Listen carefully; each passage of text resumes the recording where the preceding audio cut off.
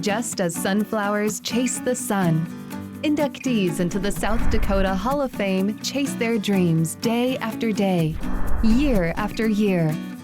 The 700-plus inductees in the Hall of Fame come from all backgrounds and corners of our state. What their stories have in common is their unwavering courage and belief in their dreams. These dream chasers are an inspiration for us all to strive for excellence and believe in our own potential to chase dreams well into the future. Dr. Vance Thompson has used his medical degree and eye surgery talents to help restore the vision of tens of thousands of people by his pioneering work in laser and implant refractive surgery, including the LASIK procedure. Thompson was born December 19, 1959 in Lake Andes and later moved to Gregory. He received his Bachelor of Science in Chemistry in 1982 and his medical degree in 1985, both from the University of South Dakota. Thompson advises universities, symphonies, congressmen, governors, and corporate boards and churches. Each of them rely upon his sound judgment and strong Christian faith, but his patient's praise speaks loudest of all. Hello, I'm Miles Beacom with South Dakota Hall of Fame, and I have the honor to be with Dr. Vance Thompson today. And he was inducted into the South Dakota Hall of Fame in 2003. Vance, or Dr. Thompson, what would you rather Vance. have? Vance, we have a great story to tell about you today, and it's about the story of your past. In 1993, you were one of 8 in the U.S. selected to participate in perfecting the LASIK procedure.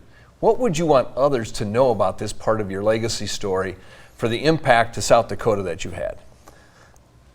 Well, you know, it was exciting. You know, this idea of this procedure called LASIK had been talked about, but this idea of using this laser to reshape the cornea, the most powerful focusing element of our eye, was super exciting, and it was an honor to be a part of the beginning of it, and to work on the FDA monitored trial and testify in Washington to help get it approved.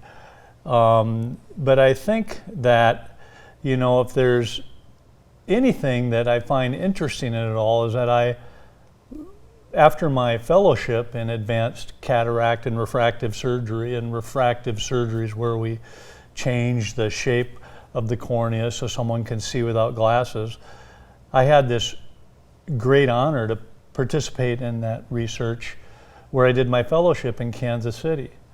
We had done what was called the blind eye study, where we were basically lasering the corneas on eyes that couldn't see. And the FDA had said, we want to study this on eyes that can't see before we allow a study on eyes that can see. And just a few of us in the world were involved in that study, and I had no idea how it was going to change my career, the opportunities it was going to lead to.